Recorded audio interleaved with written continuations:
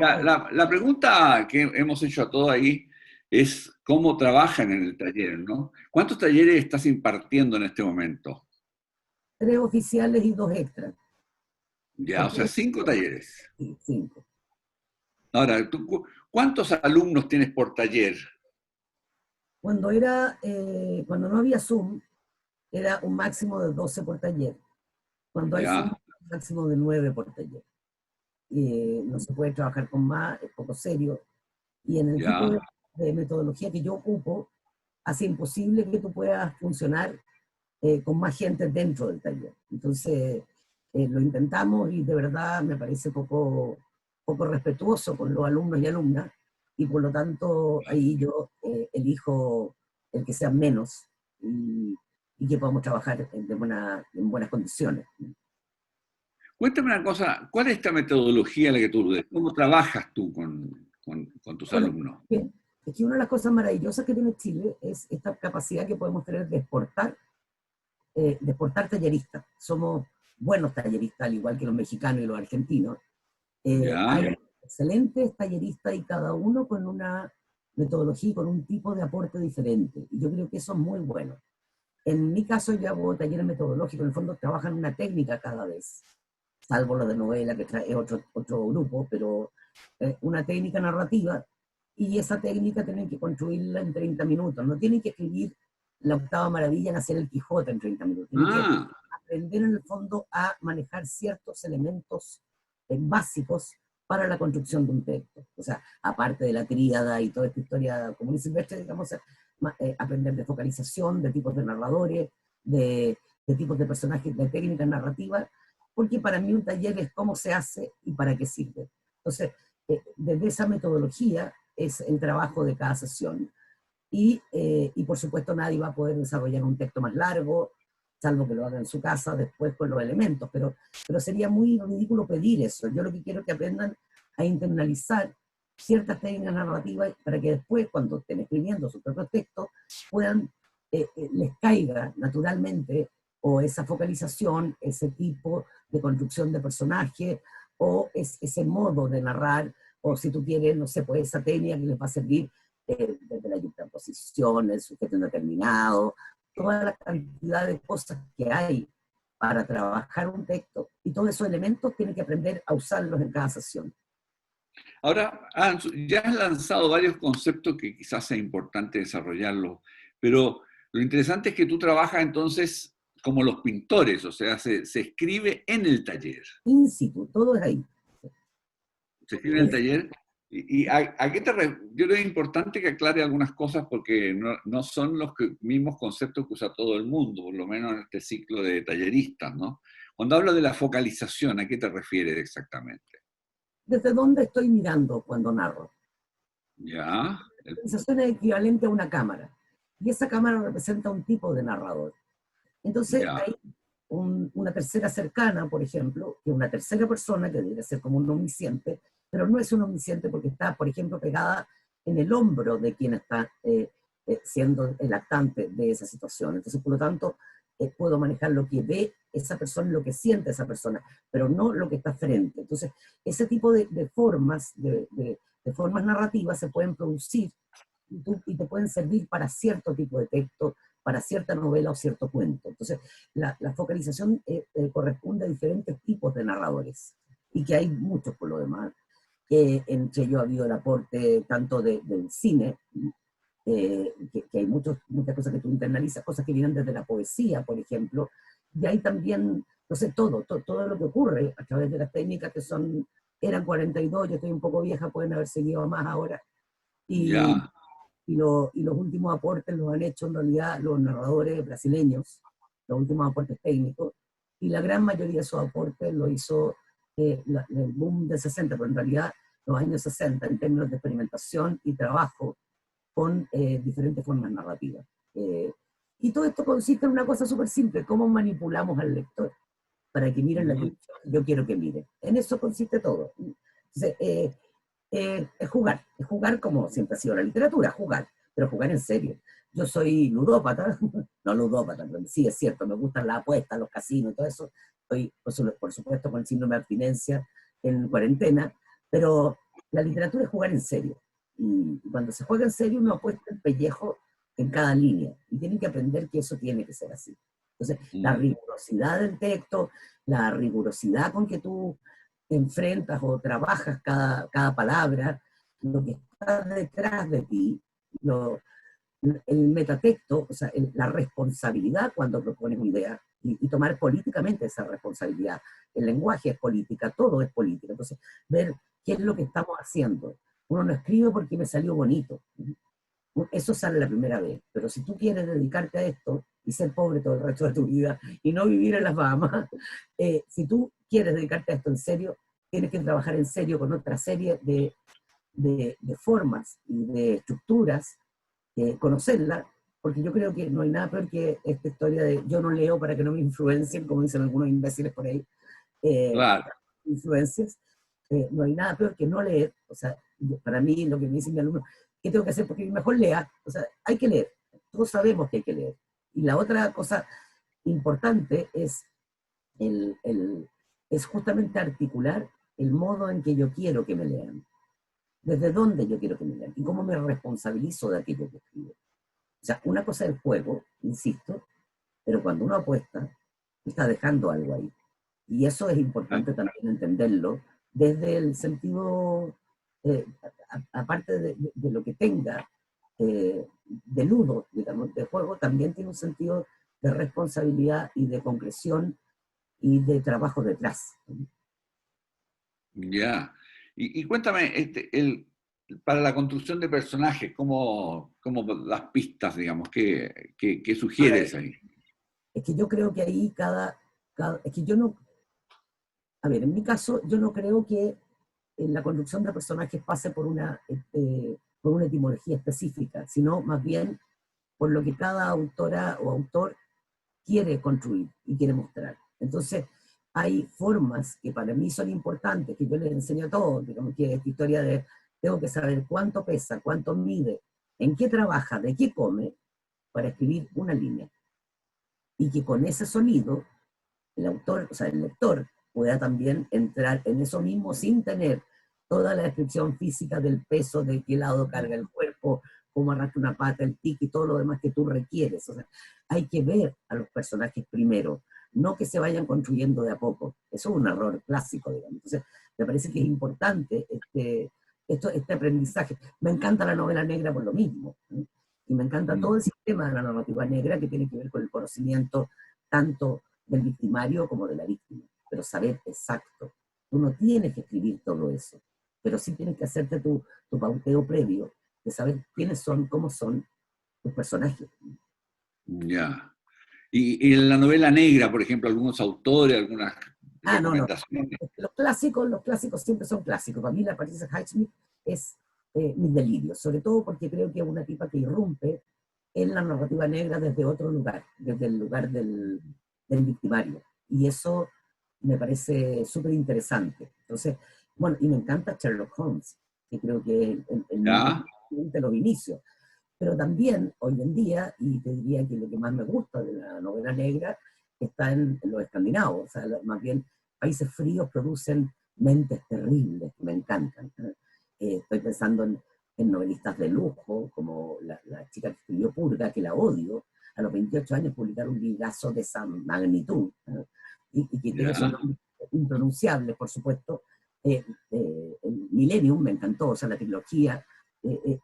Creo que hay mucho en la novela negra de lo cual aprender, porque creo que además es el género, en términos de mayor extensión, a pesar de que a mí me gustan más las formas breves, es el género que ha hecho más aportes y ha tenido mayor relevancia en los últimos años. En los últimos 10 años lo interesante está en la novela negra, no está en el resto de la narrativa, está en la novela negra. La novela negra no ha hecho la novela política, nos ha mostrado como siempre ha sido la novela negra, siempre fue política.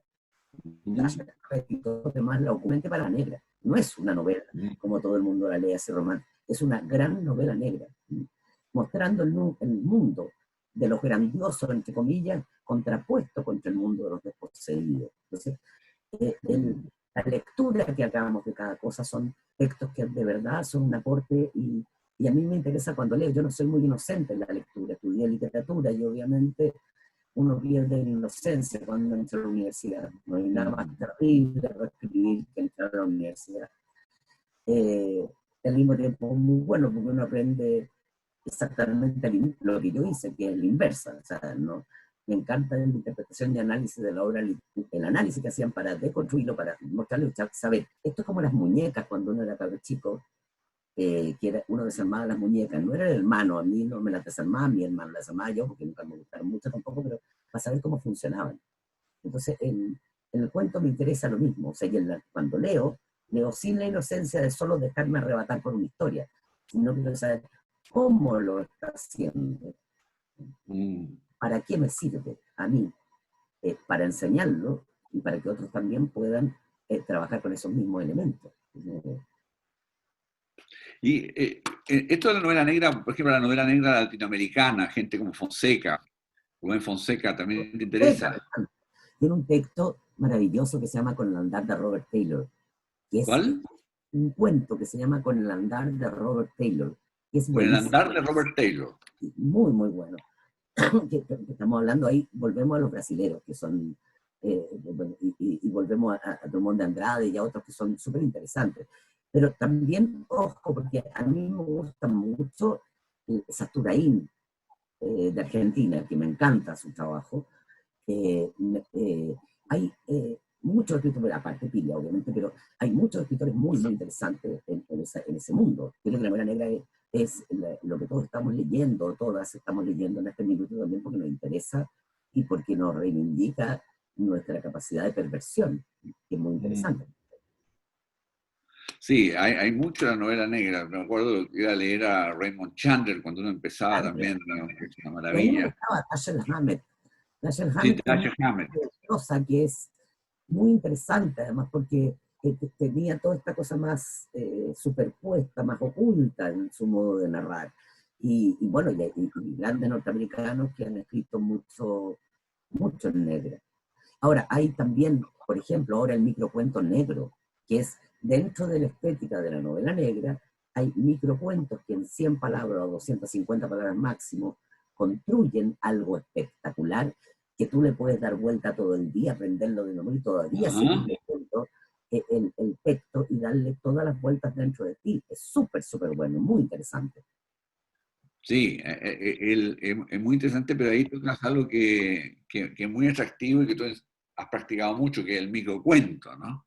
Bueno, pero ¿Cómo aquí, por llegaste tú al ejemplo, microcuento? en Chile hay un colectivo que se llama Las Señoritas Imposibles, que son un Las colectivo de señoritas escritoras. imposibles. Las Señoritas Imposibles son un colectivo de escritoras de narrativa negra muy, muy buenas. También hay ¿Ya? gente que no pertenece al colectivo, pero que ha participado en cosas del colectivo, como la Paula y la Vaca, que aparte de ser poeta es una gran escritora de narrativa negra. Hay muchas mujeres escritoras de narrativa negra, de todo tipo de narrativa en Chile. Lo que pasa es que también hay una invisibilización de las mujeres y de su trabajo y de lo que se ha hecho a través de esto. Y de verdad, yo creo que hay que poner más atención. Y puedo decir algo que sí me interesa, que tiene que ver con los talleres, pero más con el país. ¿Ya? Recordemos que desde los 90 en adelante nos separaron todo entre industria cultural. Y todo fue la Sí. industria cultural. Y lo que vemos, lo que leemos, es lo que nos mandan ciertos medios, dos grandes consorcios en general, y no lo que está, porque hay permanentemente, y ha existido siempre en todos los países, pero en Chile es muy notorio, hay una industria cultural y hay un movimiento cultural. Ese movimiento cultural es el que pasan 20 años para que nosotros nos demos cuenta de lo que hubo. Pero hay Ajá. un gigantesco movimiento cultural que no aparece en las noticias, que no hacen, o sea, que no hacen ruido, etcétera, y que están Ajá. funcionando como el colectivo de Seguridad Imposible y como una serie de otros. Por ejemplo, yo insisto, porque ustedes saben, yo no escondo mi filiación, yo soy feminista, la red feminista del libro, OUT, la Asociación de Autoras Chilenas, hay un montón de gente que también son parte de este movimiento cultural y no todas pertenecen a la industria cultural.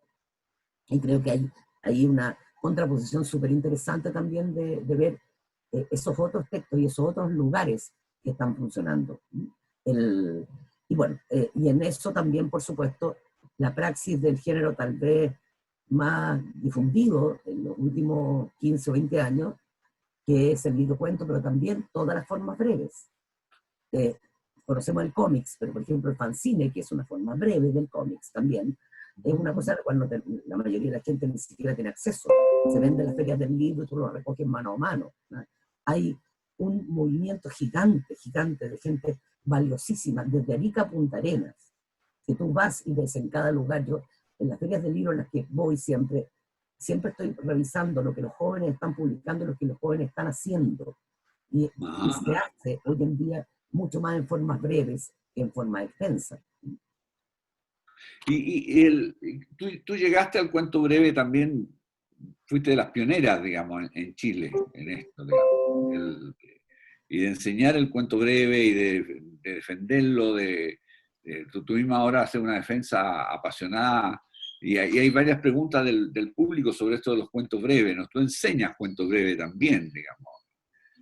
Es que yo creo que la microficción es la revolución que ya está, no es el futuro, ya está. O sea, cuando tú ves, por ejemplo, estas visitas que hacen en Chile, en Argentina, en Perú, en todos lados, autores a colegio, les vas a leer una novela, no alcanzan a leer una novela.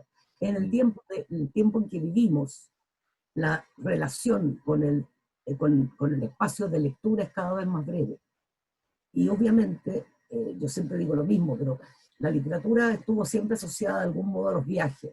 Y si necesitas 1500 páginas para irte 3 meses en un barco hasta América, hoy en día requieres un minuto para una estación de metro y otra. Entonces, también estas formas van acotadas a lo que puedes leer, a lo que puedes participar. Nadie que escribe una novela de 300 páginas espera que alguien la compre en un aeropuerto. La gente mira, a mí me encanta mirar la compra del libro.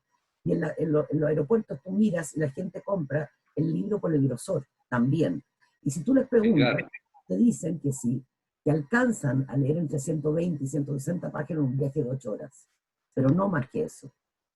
Porque además la capacidad de concentración que tenemos frente al bombardeo de tantas cosas, y estoy pensando, antes de que hubiera cuarentena, la capacidad de concentración es mínima. Y necesitamos, en una sociedad líquida, como dirían algunos, en una sociedad como esta, inmediatamente la gratificación. Y esa gratificación inmediata te lo da la forma breve. Los chicos hoy en día escriben haiku, poemas brevísimos, ficciones, inclusive el microensayo, hacen obras de microteatro, hay nanonovelas. Y de hecho, una de las más interesantes de Chile, se publicó hace años, yo quiero matarlo porque me ganó, yo me demoré mucho en corregir la mía, y Matías Celedón, que es un tipo al que no conozco, pero voy a conocer, escribió una nanonovela monumental que es preciosa, que se llama Trama y Urdimbre, y la publicó Mondadori en Argentina. Es un chileno, Matías Celedón. Y te juro que lo odié porque me ganó, pero el tipo escribió una cosa notable. Hay nanonovelas como San Michel de Gabriela Aguilera, que es buenísima. O sea, hay muchas cosas que están funcionando y que son en torno a lo breve y a esta nueva forma y este nuevo modo de mirar.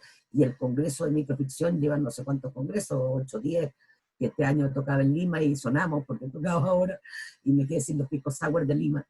Y este gusto donde nos encontramos desde todas partes del mundo, aquellos que estamos inoculados con el virus de la microficción, y por supuesto lo pasamos chancho y empezamos a discutir y armar y peleamos todavía por cómo se llama, si sudden fiction, fast fiction, microcuento, microficción, etcétera, cuento brevísimo, empiezan todas las peleas que tienen los académicos y las que tenemos los autores. Yo tengo una pata en cada lado entre cómo se llama cuando algo ya está funcionando. Te digo, la academia siempre ha sido como el Vaticano, no, todavía no permiten los condones, pero resulta que hace muchos años que se usan y es el único modo de funcionar. Entonces, en términos reales, la academia todavía no se pone de acuerdo en cómo llamarlo, pero el movimiento ya está, empezó en Latinoamérica y principalmente en los países del tercer mundo, empezó la difusión, pero ocurría desde mucho antes, a partir de las dictaduras, como un estallido, como un modo de escribir una pequeña historia en algún lugar, etcétera, y fue desarrollándose hasta que hoy en día permea todas las formas del arte. Y cuéntame, las recetas para el microcuento que tú tendrías que hacerle a alguien que se está iniciando en esto. ¿Qué cosas son los centrales? Preguntan por el eje central, preguntan por Bueno, yo varias uso una técnicas. definición vieja que es estructuralista, pero funciona, que es el máximo de significado con el mínimo de significantes. Ya. Es saber que no es un chiste. pero que Sí, también puedes transformar un chiste lingüísticamente, trabajando de tal manera que puedas volver a recontar algo, y también lo podrías llegar a trabajar. Lo otro es que es híbrido, hay una hibridez en la microficción muy interesante, hay muchas cosas, que esto estaríamos como 8 horas con esta historia de lo micro, de cómo funciona la microficción, pero lo principal yo les diría que se metan en la antología. Hay muchas antologías buenísimas de microficción y que además la microficción te permite, en términos de, yo soy profe, entonces en términos de enseñanza, te permite mostrar muchos autores en una clase. O sea, ya. por ejemplo, si yo quiero mostrar, esto es una cosa que le he dado varias veces también, pero si yo quiero mostrar la estética de Borges, y quiero mostrar el sentido de Borges de que un hombre es todos los hombres del universo, lo circular, etc., hay un texto de él que se llama El Adivino, y dice, el adivino, perdón, el postulante o algo así, o sea, el estudiante quiere doctorarse de adivino. El brujo examinador le pregunta si reprobará o si pasará. El adivino le contesta que reprobará. En el juego circular, en esta cosa matemática horrorosa, en este pisarse la cola, toda la estética de Borges está ahí. Si tú quieres mostrar a Cortázar y mostrar todo este sentido del cuerpo y de que la única comunicación posible se hace desnudos, porque yo tampoco estoy de acuerdo en lo que lleva las carreras culturales, pero bueno, es otra cosa. Tú pescas Amor 77 de Cortázar y dices, y después de hacer todo lo que hacen, se levantan, se perfuman, se entalcan, se visten, y así progresivamente van volviendo a ser lo que no son. De algún modo, cada autor tiene una microficción con la cual tú descubres que su ars cuentética o su ars poética está ahí. En esa microficción está todo el sentido que tú le puedes empezar a ver y empezar a abrirte a su obra y empezar a leer mucho más. Yo creo que la microficción nos abre un camino súper interesante, pero sobre todo nos permite rajuñar en el alma de aquellos reacios a la lectura que empiezan a entusiasmarse por lo pequeño y terminan con la forma más larga, si es que tienen el tiempo, las ganas y la voracidad para eso. Ahora, cuéntame, tú, ¿cómo seleccionas a tus alumnos, digamos? Porque además tienes 5 talleres, más los talleres de novela. ¿Cómo haces esta selección, digamos? ¿Cómo los colocas? ¿Cómo los agrupas? No, yo no selecciono, yo abro y se van yendo solos. Ya, Una cosa práctica. El taller de novela son gente que ya ha estado conmigo en otros talleres y que ya conocen técnicas narrativas y cosas, por lo tanto pueden discutir.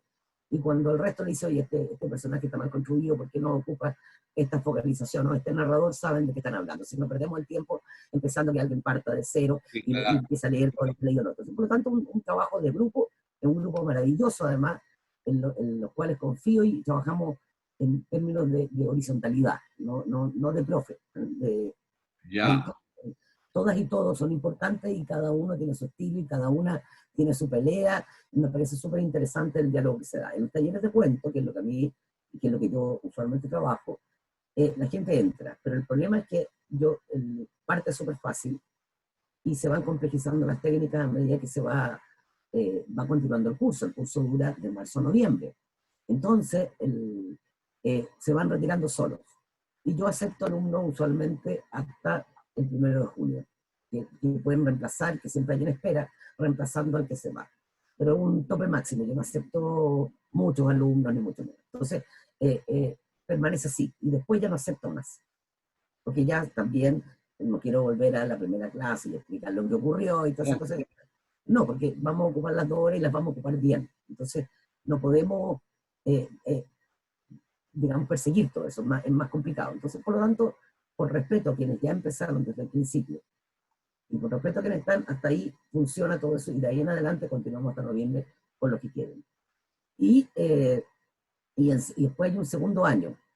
Primero aprenden todo lo que deben hacer, y después Ya. aprenden, en el fondo, cómo romper las reglas. Una cosa son las reglas, que hay que conocerlas, y dos, Ya. la única gracia de un escritor es romper las reglas. Entonces, por lo tanto, en el segundo año, tú aprendes las formas de ruptura, las otras formas escriturales, las otras líneas que hay de lectura, de cómo leemos, cómo cambiar ese foco de lectura, aprendes que hay otras cosas que pueden molestarte o disruptivas, pero son literatura. Entonces empiezas a trabajar desde otros lugares y aparte de eso, el segundo año presentan un proyecto de libro a juicio. Entonces todo el taller actúa, tienen un abogado y un fiscal designado por mí, por supuesto que soy la jueza, y Ya, el libro va a juicio. Entonces cada uno actúa como testigo. Y se critica ya, ese texto y al final en el fondo es una edición que hacen todos. Porque también tienen la responsabilidad que en un taller, si alguien saca un mal libro, es todo el resto de los talleristas son los malos. Porque quiere decir que no ya. fueron capaces de ayudarle a resolver el problema y por lo tanto el taller como tal no sirvió. Entonces, obviamente, eso tiene que funcionar de esa manera. O sea, son todos responsables y todas responsables del libro que el otro saque. Entonces, esta cosa como un poco de entender la horizontalidad de un taller y de entender que es un espacio cívico, pero ojo, ¿eh? Somos todos responsables de esa pequeña polis que se arma al interior de un taller. Mira, hay gente que está preguntando cómo se pasa de escribir a ser escritor. O sea, simplemente Tengo la más escribir. remota idea, tengo 64 años, pero no tengo la más remota idea. Cuando tenía 6 años yo quería ser escritora y siempre quise ser escritora. Y todavía cuando te dicen eres escritora, sí, escribo. De algún modo hay una cierta como pudor en decir, sí, soy escritor. Porque además todo el mundo dice, ¿y en qué trabaja? Y es una cosa, ustedes saben, esas discusiones tipo, ¿y en qué trabaja uno? Uno escribe de talleres, hace cosas como aledañas a la literatura. No es que esté ahí, no es que se vaya de vida como el escritor, un poco esa pose un poco absurda y me dice, no, no, o sea, honestamente es más complicado. Entonces, no sé cómo se pasa. Yo creo que hay un minuto en que las personas sabemos que no es suficiente el escribir para nosotros y queremos ser en otros. Y ahí empezamos en el fondo a buscar cómo entrar, cómo ir a un taller, cómo buscar entre amigos, ver cómo discutir un texto, cómo ver si lo que yo estoy haciendo es percibido por otros y por otras personas. Esas otras personas son capaces de acceder a lo que yo quiero mirar. Entonces tú armas desde el taller y buscas el taller que te resulta adecuado, o buscas las lecturas que te resultan adecuadas, si quieres más antisocial, te va a demorar más, porque obviamente el taller es mucho más rápido que el otro proceso, pero bueno, pero cada uno y cada persona va a ir buscando las formas en que requiere ser en otros. Y a veces pasa del taller a la publicación. No todo el mundo quiere publicar. Creo que todo el mundo quiere rescatar a lo que es maravilloso y que desde la revolución industrial nos dijeron que no éramos. Nos dijeron que no éramos creativos, que unos pocos eran los creativos y que la gran mayoría éramos reproductivos. Y yo creo que lo que ha hecho el siglo XX es mostrar justamente que las personas tenemos un hueco en el alma cuando no podemos desarrollar la creatividad. Y no me refiero solo a la escritura, me refiero a la música, a la pintura, a la plástica. Ujú. Seríamos solo pastos de gusano, esto lo repetí 1000 veces, pero seríamos solo pastos de gusano si no dejamos algo, un pequeño poema, un texto, algo. O sea, y nadie quiere ser solo un hueco vacío en la mesa cuando se muera. Uno quiere dejar algo. Y ese algo tiene que ver con lo creativo y tiene que ver con rescatar en las personas ese profundo derecho a la búsqueda de la felicidad. Y la búsqueda de la felicidad pasa por lo creativo. Mira, tú has hablado de que a los 6 años ya tú eres oriunda de Melipilla, ¿no? Y huasteca, pero absolutamente. Y a mucha onda. Ya no, Melipilla. Melipilla. Ya empezaba esta niña a querer ser escritora. ¿Qué libros fueron marcando a ti y qué libros tú aportas y haces la entrega, el indica a tus alumnos para marcarlos a ellos? ¿Hay algunos libros en particular, algunos autores que tú sientes como El único imprescindibles? hombre que está en fotito, aparte de una que otra de Jorge, de marido, digamos, el único hombre que hay aquí es Cortázar. Soy una Ya, fan de pero, eh, y por supuesto nos peleamos a muerte con algunos que no les gusta Cortázar, yo soy capaz de sacar la cimitarra inmediatamente y cortar cabeza, pero ya, tienen la esencia de decirme. Ahora, de hecho, con la Dina Grijalva, que vi su cabeza fucsia por ahí, queremos tanto a Julio, como decimos, y muchas. ¿No? Pero ya, lo importante para mí no es lo que a mí me gusta, es lo que cada una y cada uno requiere de lectura. Entonces lo que ya, hago es buscar el cambio de sus lecturas para que vean el cambio de su narrativa. Entonces ya, no busco lo que yo quiero que lean. Yo ya, busco lo que necesitan leer en algún, incluyendo gente que me carga y autores que a mí no me gustan, pero creo que son necesarios para esa persona en ese momento y en ese proyecto de escritura que está desarrollando. Entonces, eh, no trato de influir en cuanto, obviamente la influencia está ahí porque están todas las escritoras feministas puestas allá, está Cortázar por todas partes, está la Rosario Castellano, etcétera, etcétera, etcétera, pero no intento que esas sean las lecturas. ¿No? Como por cada clase, por ejemplo, yo paso a un autor a autor, ese autor, si les gusta, lo continuarán y lo buscarán, son un cuento por clase. Entonces, y cada uno continuará buscando textos, me preguntan, y yo les digo que otros textos hay interesantes, pero no es mi opinión la que valga. No creo que un tallerista deba tener ese endiosamiento de ser quien da la cátedra frente a algo. Yo creo que cada persona requiere ciertos tipos de lectura en algún minuto de lo que está escribiendo o de sus falencias. O sea, si tú tienes falencias en términos de que te faltó, tengo un par leyendo poesía. ya, No, aprenda a leer poesía porque el sonido que estás teniendo no es suficiente para el texto que estás emprendiendo. Entonces, ya, aprender a leer poesía, darle un par de autores con los cuales puedan enganchar inicialmente hasta que uno sabe que la literatura siempre es un virus. Se te pega y no se te quita más. Entonces, tú le das un par con los cuales engancha y después continúan, por supuesto, y ellos continuarán por su cuenta. Yo no soy quien para dirigir la lectura a nadie. Yo leí con el mismo fervor a la Colín Tellado y leí a Nietzsche con el mismo fervor y en la misma época. Entonces, ya, después con los años, por supuesto, hablo mierda contra la Colín Tellado, pero la Colín Tellado le ha cambiado la vida a muchas mujeres y ha sido salvador. Y creo que la literatura siempre está para salvarnos de algo, para salvarnos de lo que somos, de lo que fuimos, de lo que tenemos miedo de ser. No sé, siempre está.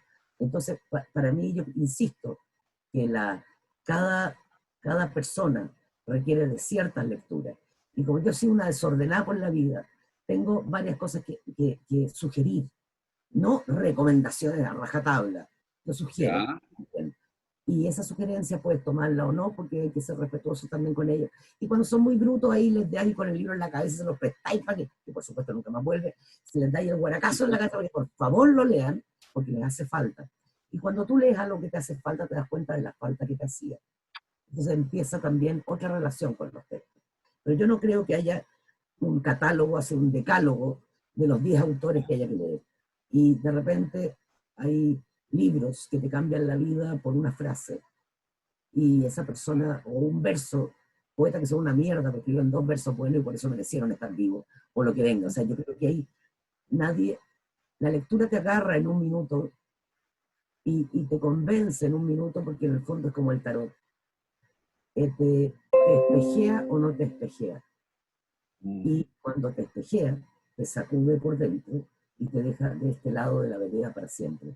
Y eso es lo que hay que buscarle, cómo sacudir a cada una y cada uno de ellos para que aprendan esa multiplicidad que hay. O sea, leer un solo autor es terrible habiendo millones. Mi gran terror siempre es todo lo que no sé. O sea, mi angustia es todo lo que no sé, todo lo que no alcanzo a leer, todo lo que no sé que está ocurriendo. Ya sé que soy controladora, pero me encantaría saber un poquito más de lo poquito que sé, para poder justamente entregarle al resto todo aquello que tiene que leer. O sea, me encanta difundir autores nuevos, gente que recién conozco, me encanta sobrecogerme. Creo que lo único que todavía me causa asombro es saber cómo con 1.250.000 palabras podemos construir tantos mundos, tantos siglos, tantas veces. ¿No? Y encuentro que todavía me causa tanto asombro la escritura. Cuando alguien logra hacer algo fantástico, una frase monumental, quedo sobrecogida y me encanta. Y creo que, vuelvo a insistir, si perdimos la pasión con el siglo que pasó, para mí, por lo menos que soy del siglo que pasó, no pienso perder la pasión, digamos, por la escritura y por la literatura y por este sobrecogimiento que tiene de repente alguien con tan poco hizo cosas tan grandes y tan maravillosas. Ahora, y fuera de Cortázar y la Patricia Highsmith y la novela negra, ¿qué poetas, por ejemplo, son los tuyos, los que tú recorres? Me acuerdo que Leo Steinbeck, todo, A ver, yo leo el último que tengo acá, por ejemplo, que me encantó, es Mover el agua, de la ¿Sí? Camila Fada. Camila Ah, Fada. Un libro notable, precioso. Eh, Tengo poetas de muchas partes, además siempre leo mucha poesía. Me gusta la poesía, me gusta no entender a veces. Me gusta esta cosa de no entender del todo y empezar a buscarle y ponerme todo lo que aprendí para deconstruirme y después ver que tú entiendes. La poesía se entiende con la piel, no se entiende con la razón. Entonces, me encanta la poesía. Y no escribo poesía. Yo siempre digo, estoy casada con un poeta, duermo con el tipo todas las noches, pero no se pega la cuestión. Y yo creía que era poeta cuando era niña y obviamente nunca lo fui. Pero me encanta la poesía. Me encanta cuando en un texto narrativo encuentro la poesía. Eh, Mover el agua es de Camila Fada, con doble D, maravillosa. Pero está la Marita Busto escribiendo cosas fantásticas. Acá tengo uno de una chica peruana que me encantó, que es la Violeta, que es una antología personal de la Violeta Barrientos, por ejemplo, notable. Ahí me sobrecoge cada vez que tú encuentras algo que dice, ah, está escribiendo distinto. Esto no es lo que yo estaba acostumbrada. En este minuto hay una poeta chilena jovencísima que yo admiro y me encanta, que es la Fernanda Martínez Varela, y creo que es una de las notables, ¿no? Y tiene menos de 30 años, la desgraciada. Entonces tú dices, ¿cómo, cómo? Entonces, qué bueno que haya tantas voces, que haya tanta gente, que haya tanta diversidad mostrándonos, ¿ah? Que el mundo todavía es un lugar para asombrarse. y tiene la sensación de que hay un boom de literatura femenina en este momento fuerte, digamos, fuerte, que está ocupando el gran territorio de la literatura contemporánea y sobre todo la latinoamericana. ¿Te da esa sensación que se ha producido como un auge, así, un disparo en A ver, calidad? yo creo que las mujeres están escribiendo muy, muy bien, pero sobre todo son muy diversas y no están Sí, respondiendo a la academia ni respondiendo a lo que se espera de ellas. Y esto pasa en todas partes del mundo y eso me encanta. Pero también me parece que durante muchos años fue negada la visión de las mujeres y se publicaban solo ajá. ciertos tipos de escrituras. Y en el mundo de las editoriales pequeñas, de la alternativa, de las marginales, sí se publicaba esa escritura que hoy en día está muy de moda y que hoy en día todo el mundo lee. Pero a las mujeres les ha costado mucho el espacio. Siempre nos ha costado, pero el espacio de la literatura es muy machista. Los críticos son machistas, la lectura es machista, leemos como varones, no leemos desde la multiplicidad y la diversidad. Pero creo que todo eso está cambiando. Yo creo que contra todo pronóstico, con pandemia, con estallido social, que no es solo en Chile, sino en diversas partes, estamos todas las personas entendiendo que tenemos que armar un lugar mejor para vivir. Y eso también tiene que ver con la escritura, con esa aceptación y celebración de la diversidad. Y esa diversidad también está hecho un aporte desde las mujeres, desde los y las jóvenes a la escritura, desde las diferentes escrituras, la escritura gay, la escritura trans. Hay tantas escrituras, hay tantos modos de mirar el mundo. Y lo terrible es que la vida es súper corta, a pesar de lo que parezca. Es súper corta para todo aquello que tenemos que mirar. Mm. Mira, hablaste, alguien pregunta por ahí la, la tensión entre estructura y emoción y pasión, digamos, que lo ven ahí como cosas distintas. Yo no sé si tú lo ves como cosas distintas, se juntan, son 50 y 50. ¿Cuánto es de racional, digamos, y cuánto pasional en el momento de escribir? Yo creo que se escribe, insisto, o sea, sobre todo en el caso de las mujeres, escribimos con el cuerpo, no con la razón. Llegamos probablemente al mismo punto, Ujú. eh, pero escribimos con el pellejo. Pero yo creo que la pasión es fundamental para la escritura. El problema es la corrección de esa escritura para que pase a terceros. Y en esa Claro. corrección, obviamente, entra la razón, el conocimiento y justamente la contención. ¿Qué hace la escritura siempre? Buscar la síntesis. Y la síntesis lo que hace, o sea, toda forma de arte. Yo siempre muestro la misma cosa, pero pienso desde el rapto de Persépolis, por ejemplo, que esa escultura maravillosa en mármol.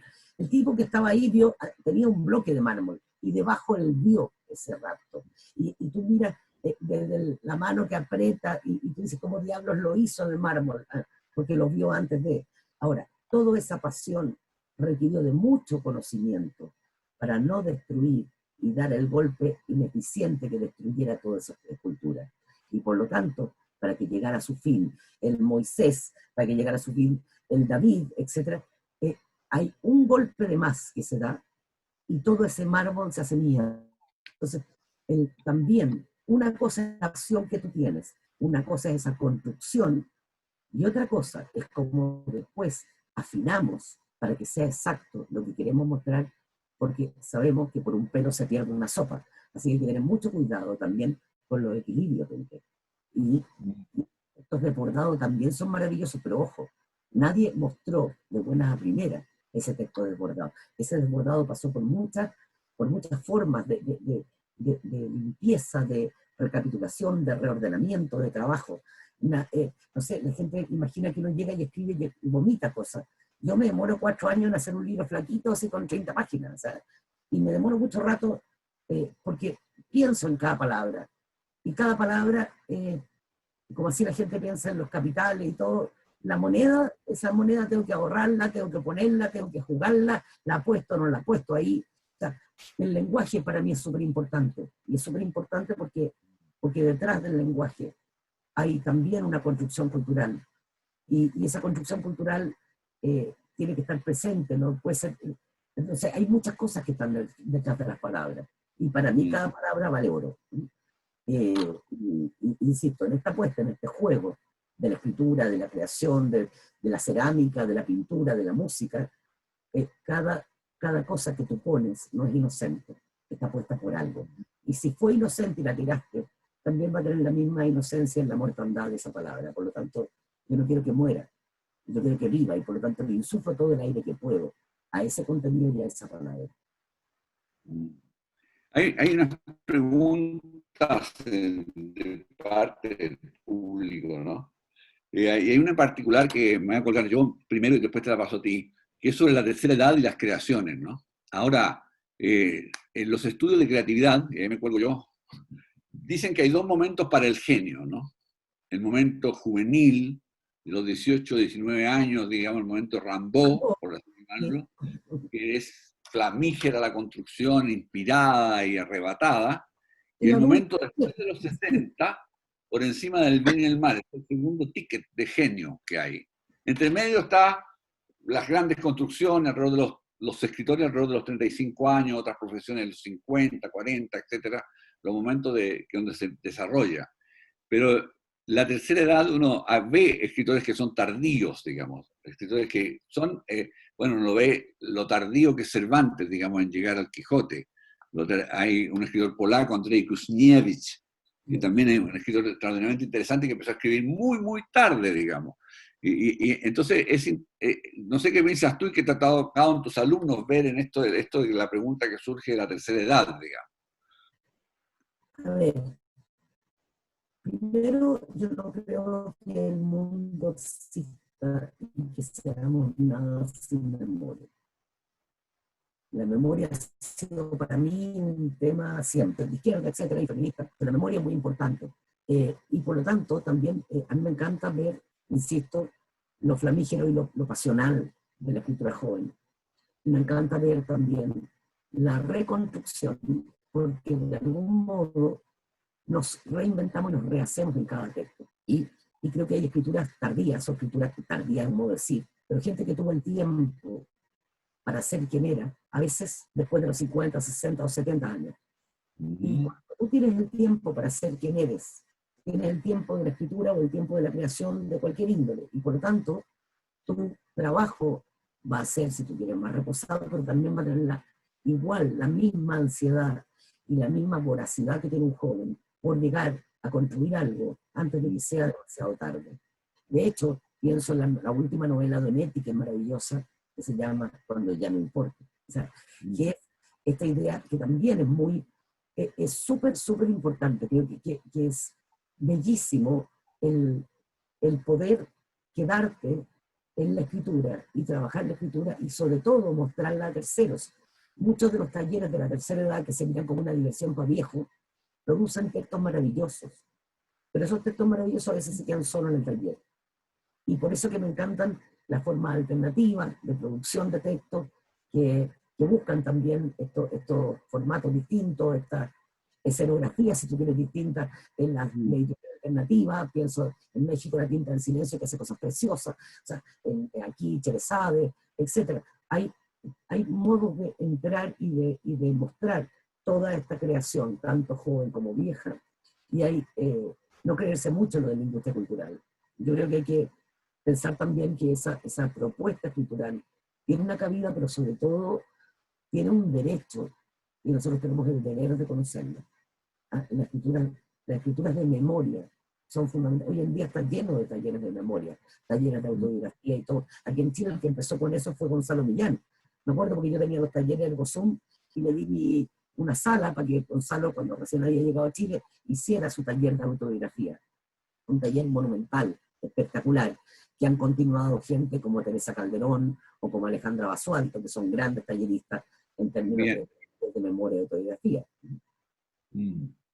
Sí, la memoria y la autobiografía están construyendo también un material de patrimonio que es fundamental, no podemos perderlo. Mira, Ahora, en biblioteca... hubo una cosa que fue súper interesante, que fue un programa que se llamaba Quiero mi barrio. Yo participé como tallerista en ese programa. Ibas tú a diferentes barrios de Santiago y tú hacías un taller en ese lugar. Usualmente la gran mayoría que asistían eran tercera edad, que eran los que tenían el tiempo para poder asistir a ese taller. Y en ese taller yo trabajaba el sistema también de cómo construir historias. Todas las familias son historias.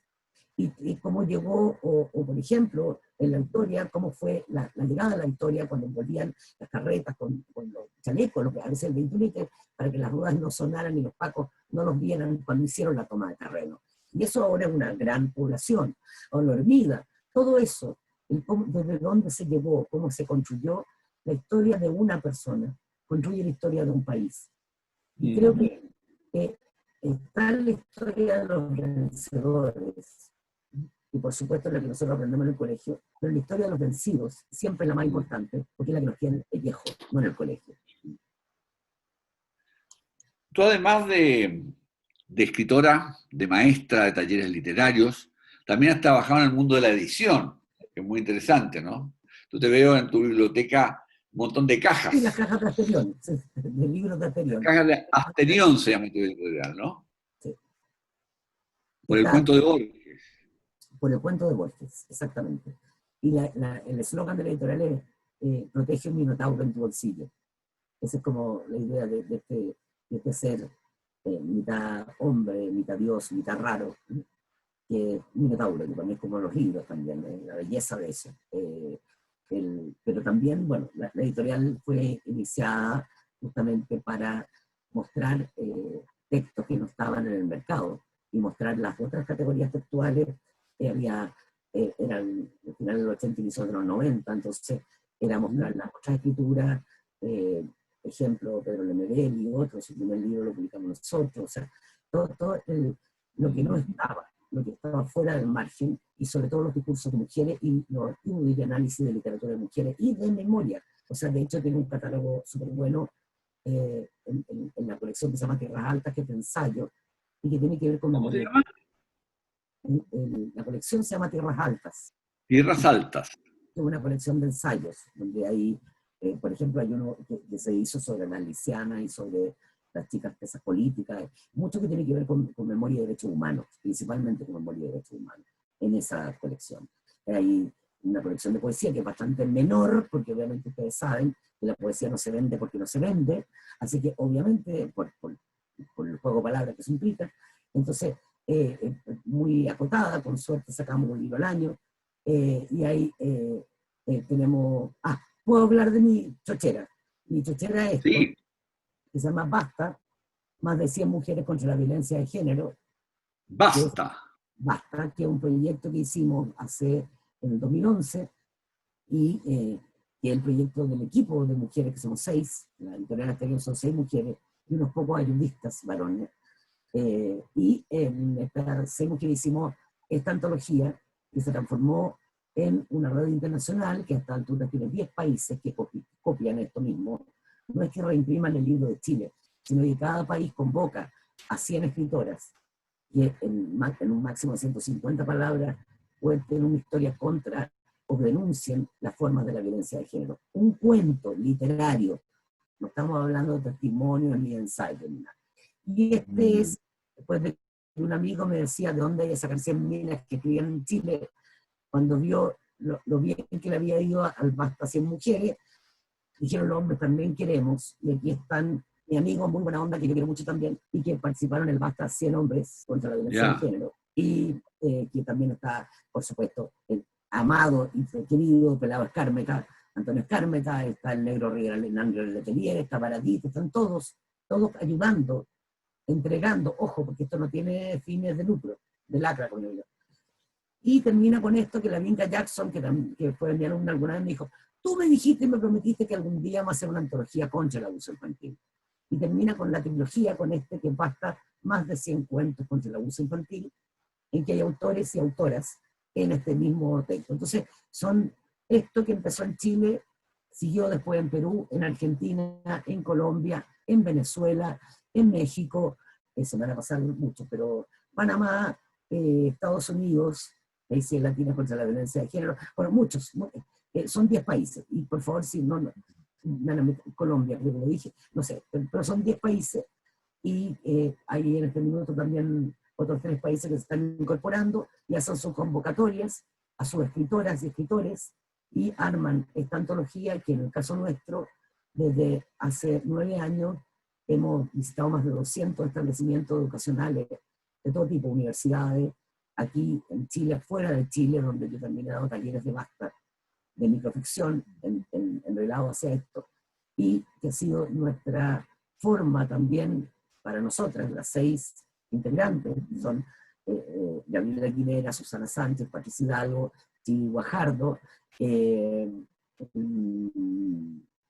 alguien me falta, yo soy la quinta, me falta la sexta, me van a matar, pero no importa. Bueno, estas 6 mujeres, más un equipo que está detrás, hemos trabajado muchos años en torno a la escritura como una forma de sanación y como una forma también de construir, sobre todo de hacer escritura para el cambio social. Y esa escritura para el cambio social hemos sido, por suerte, pioneras, y detrás nuestro van varios otros países enganchando en esto, y ha sido muy, muy lindo. Y es un proyecto que se lleva a aulas, se lleva a las universidades y a diferentes puntos. De hecho, en SUNY, la universidad en New Haven, tienen un proyecto Basta. Han hecho varias universidades, han puesto su proyecto Basta, no solo en la idea de crear cuentos, sino también videos de un minuto, microteatro de un minuto, en torno a la discusión de las múltiples formas de la violencia. Y eso ha sido, pero por supuesto, que era lo que sí quería mostrar, que nuestro proyecto estrella y en lo que amamos. Y Ana Crivelli es nuestra, antes que me muera, que me va a matar, ya, nuestras 6 mujeres que partimos con esto, y que hemos seguido haciendo mucho taller y mucha difusión a través de la literatura. Hay mucho que leer. La colección Basta es una joyita, digamos. Eso es un trabajo maravilloso, y además que se ha extendido por toda América Latina, como tú lo describes. Es realmente impresionante. Mira, se nos va acabando el tiempo. O sea, estamos ya cumpliendo la hora hemos tenido un pequeño problema de señal a ratos, digamos, pero no diremos la marca, pero Todas a veces... son malas, no hay ninguna buena. Sí, porque a veces sobrecargan en épocas, digamos, de tanta videoconferencia. Hablaste de yuxtaposición, hablaste de sujeto determinado, hablaste de la tríada, hablaste de tantas cosas que van a quedar pendientes, porque son fenomenales lecciones, pero yo creo que dejaste muy en alto el microcuento, la microficción, como una opción muy valedera, digamos. Creo que en ese sentido tú has hecho una evangelización al respecto, digamos. No sé y cuenta la anécdota de Alberto Fernández, No. que Una cosa, impresionante. decir algo, pero quiero cosas como que no alcanzo a leer todo lo que me gustaría, pero sí quiero saludar a las Sororas, que son un equipo que veo caras ahí en su medio, Carla, que está de Chiapas, Lorena, que viene de Islas Canarias, Maritza, que está de Perú, y las acabo de ver, porque lo siento, si las miro todo lo que están en pantalla me suicido, porque a todo el mundo, pero a las Auroras, que es un grupo de mujeres que están armando algo muy interesante. Saludar a Llorena, que tiene un trabajo de escritura y microficción, con entrevistas constantes en Instagram, etc. Pero además yo quería decir algo que me parece súper interesante y que creo que sería bueno para todos, todas.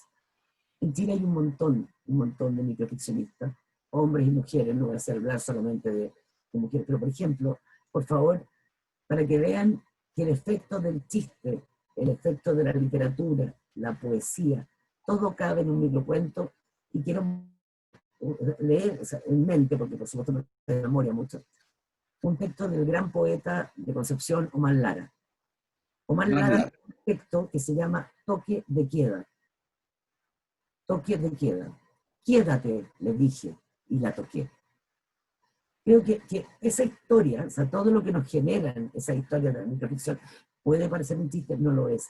Es un poema, es un microcuento. Hay muchas cosas. Hay tanto que ver, tanto que mostrar, tanto que difundir en la escritura breve, que nos faltarían años para seguir trabajando sobre eso. Insisto, o sea, también quiero insistir sobre la calidad de los talleristas en Chile. Nosotros tenemos talleristas de exportación, y cada tallerista tiene una habilidad que es muy buena. Que hay talleristas que son buenísimos para desarrollar personajes, hay talleristas que son espectaculares para el trabajo de atmósfera.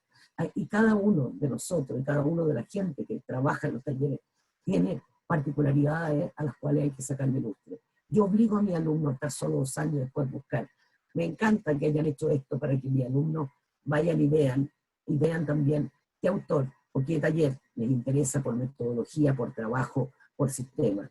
Creo que es interesante aprender sobre todo a valorar, más que a denostar. En Chile estamos acostumbrados a pisarnos en la chaqueta y a decir que este otro es pésimo y que este es fantástico. Creo que es importante aprender que somos un país que podemos exportar talleristas, que somos un país maravilloso en esa diversidad, y que de verdad todas y todos somos imprescindibles. Exactamente. Bueno, muchas gracias, Pía. Muchas gracias. No, gracias por favor por la invitación.